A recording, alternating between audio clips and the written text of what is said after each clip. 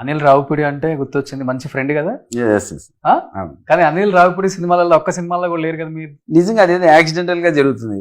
ఆయన అనిల్ తీసేది రావు- కామెడీ పిక్చర్సే మరి. అవును, వాడు ఏదో చేద్దాం అనుకున్నాడు. లాస్ట్ సంక్రాంతికి వస్తున్నాడు కూడా చేయాల్సింది. ఆ. సో అనివార్య కారణం వల్ల ఎందుకో సెట్ కాల. సర్లేరా మళ్ళీ నెక్స్ట్ సినిమా చేద్దాం అని చెప్పి వచ్చేయడం జరిగింది. సినిమా ముఖ్యం కదా, అప్పుడు ఎందుకు మనం స్ట్రెస్ చేయడం అని చెప్పి వచ్చేయడం జరిగింది. అది ఎందుకు సెట్ అవ్వట్లా, బట్ నెక్స్ట్ చిరంజీవి గారి సినిమాలో చూడాలి. గాడ్ గ్రేస్ పక్క 100% వర్క్ చేస్తాను అనుకుంటున్నా, చేస్తా. నీకు ఒక కోరిక ఉంది కదా చిరంజీవి గారి సినిమాలో తప్పకుండా వాళ్ళతో వేరే చేశాం ఫుల్ లెంత్ చేయాలని ఆయనతో పక్కన వాళ్ళతో వేరే ఫుల్ లెంత్ 70-80 days చేసాం. ఆ. రోజు చిరంజీవి గారితో కలిసి భోజనం చేయడం, చిరంజీవి గారితో మాట్లాడడం, Hmm. అది నా జన్మ ధన్యం ఆ క్యారెక్టర్ చేయడం. ఓకే, సో ఈసారి ఎక్స్పెక్ట్ చేయొచ్చు అయితే. 100%. ఓకే, సో ఆల్మోస్ట్ అందరు డైరెక్టర్స్ తో, అందరు పెద్ద పెద్ద హీరోస్ తో వర్క్ చేసిన ఆ ట్రాక్ రికార్డ్ అయితే మీకుంది బ్రదర్. బట్ మీరు యాజ్ ఎ హీరోగా టర్న్ అయిన తర్వాత ఓకే మంచి స్టెప్ తీసుకుందాం, చెయ్యొచ్చు, ప్రాబ్లం లేదు, మేము సపోర్ట్ చేస్తాం అని మీ వెన్ను తట్టి మీ వెనకుండి నడిపించిన హీరో అంటే ఒక్కలైనా ఉన్నారా? బ్రదర్ ఇక్కడ సినిమా బాగుండాలి బ్రదర్. Hmm. మేము ఏదో సినిమాలు చేసేస్తాం అంటే మేము ప్రోత్సహిస్తాం. ప్రభాస్ అన్న సినిమా చూడకుండా చేశారు కదా మూవీ లాంచ్. ఎందుకు ఆ. నేను సీన్ చూపి అట్లా ఎప్పుడు చేరండి. ఆ.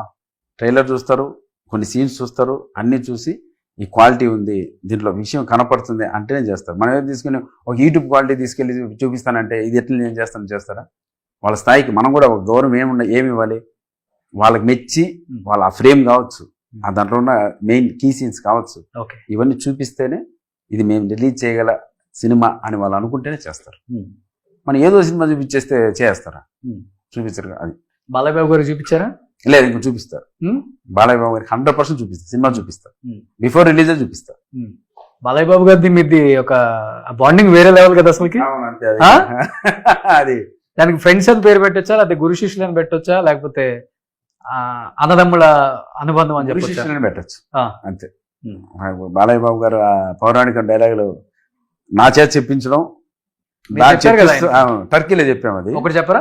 విరాగి అయిన పాండురాజుకు సరాగిని అయి కుల ప్రవర్తనాశక్తి అయిన కుంతికి జనించిన పాండవులు, ఆ బాల్యము ఆటపాటలతో మమ్మల్ని మలమట పెట్టిన పాండవులు, లాస్యాగృహమున నిశీదిని నెట్ట నిలువునా దహించినాడన్న నీలాప నిందలు మా పైన మోపిన పాండవులు, ఏకచక్ర పురమణ విప్రవేశములతో ఇల్లులో దీపమెత్తి పలు భూళ్ళు మెక్కిన పాండవులు, అంతకు తగ్గ గంతల అతుకుల బొంతల 5గురు ఒకే కాంతను పరిణామాడిన పాండవులు, స్నాయుత సాసంకల్య సలితం సంప్రాప్తించిన సునకమవలే మా పితృదేవతయా తమ ఇంద్రప్రస్థ వైభవంతో నేను ఈ యాగ కార్యమునకు దూరువులగటయా. నారద ప్రేరణతో తమ తండ్రిని నరకలోకము నుండి స్వర్గలోకమును చేర్చుట ఇందులో అంతర్మట. ఏమి కల్పనా చాతుర్యము, ఏమి కల్పనా చాతుర్యము. అలా పోతుంటా. ఓ సూపర్. సో పౌరాణిక చిత్రాల్లో ఏమి యాక్ట్ చేయలేదు కదా మీరు మామూలుగా? రావాలని ఆశ, ఇప్పుడు ఎవరు తీయట్లే. మీ డైలాగ్స్ అప్పుడప్పుడు చూసినప్పుడు కూడా డైరెక్టర్స్ ఎందుకు గమనించట్లేదు నాకు అదే అర్థం కాదు. ఇప్పుడు ఆ పౌరాణిక డైలాగ్, అందుకే నేను సప్తగిరి ఎక్స్ప్రెషన్ లో ఒక సిచ్యువేషన్ క్రియేట్ చేసుకున్నాను. ఓకే, మీరు చూస్తే అర్థమవుద్ది. మేబీ యూట్యూబ్ లో కూడా చిన్న లింక్ ఉంటుంది, పెడతాను. కానీ నీ గట్స్ ఒప్పుకోవచ్చు, నీ పేరు పెట్టుకొని సినిమా తీశావు కదా, చాలా మంది దాన్ని వేరేలాగా కావాలంటే కూడా ట్రోల్ చేయొచ్చు కూడా ఆ టైంలో. కానీ ఎక్కడ సప్తగిరి ఎక్స్ప్రెస్ LLB సినిమాలు తీస్తున్నప్పుడు ఇంత సోషల్ మీడియా లేదు బ్రదర్. అవును, ప్రామిస్ ఇంత లేదు అసలు. ఇప్పుడున్న ప్రకారంగా అప్పుడు ఆ సినిమాలు ఇప్పుడు వచ్చింటే, ఒక 7 years బ్యాక్ ఇప్పుడు వచ్చింటే అవును నెక్స్ట్ లెవెల్లో ఉండేవి. అంటే ఆ సినిమాలో సింగిల్ షాట్ లో దానవీర సూరకన్ డైలాగ్ చెప్తే నేను ప్రత్యక్షంగా సత్యం థియేటర్లో చూశాను. ఊగింది థియేటర్. అంటే ఇది ఇట్లా కూడా డైలాగ్ చెప్పగలడా, ఇది ఇదే ఇన్నాళ్ళు నేను కమెడియన్ అనుకున్నాం. అరే ఏం చెప్పారా నేను థియేటర్లో వెళ్తుంటే అందరూ నన్ను ఒరే అని పిలిచేవారు. అంటే వాళ్ళ ఫ్రెండ్గా నన్ను అలా అనుకొని, ఏంటరే ఆ డైలాగ్ ఏంటారు అట్లా చెప్పావేంటరా, అలా కూడా చెప్తారా డైలాగ్ అని చెప్పారు.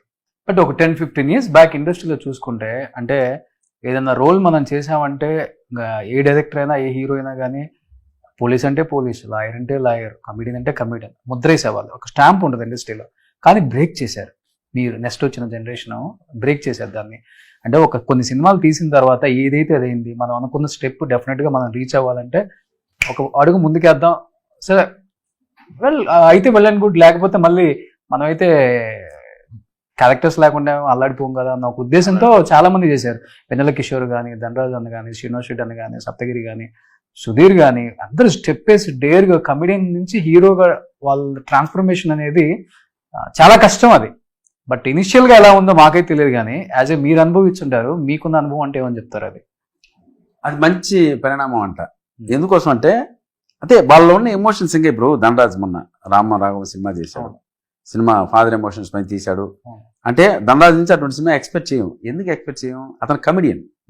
అంటే నేను అనుకోవడం ఏంటంటే కమెడియన్గా చేసి నేను కూడా ఇటువంటి సినిమాలు చేయగలను. అది గుడ్ ఆర్ బ్యాడ్ సెకండరీ. ఒక ప్రయత్నం అయితే చేసి బయటికి తీసుకొచ్చారంటే అది మామూలు విషయం కాదు. అలా ఈ జనరేషన్ కంట అలా మనసులో ఉన్న రకరకాల చిన్న జీవితం బ్రదర్, పోరాడదాం. ఆ పోరాటంలో 100% దేవుడిని నమ్ముకుంటే సక్సెస్లు వస్తాయి. మనం ఆ వైపుగా ప్రయాణించాలి తప్ప ఏదో కాంప్రమైజ్ అయిపోయి అమ్మ ఈ జీవితం బతికేస్తే చాలు, అలా ఆ క్యారెక్టర్లు అలా చేసుకుని వాళ్ళు ఉండిపోతే చాలు అనుకుంటే మాత్రం అక్కడే ఉండిపోతాం.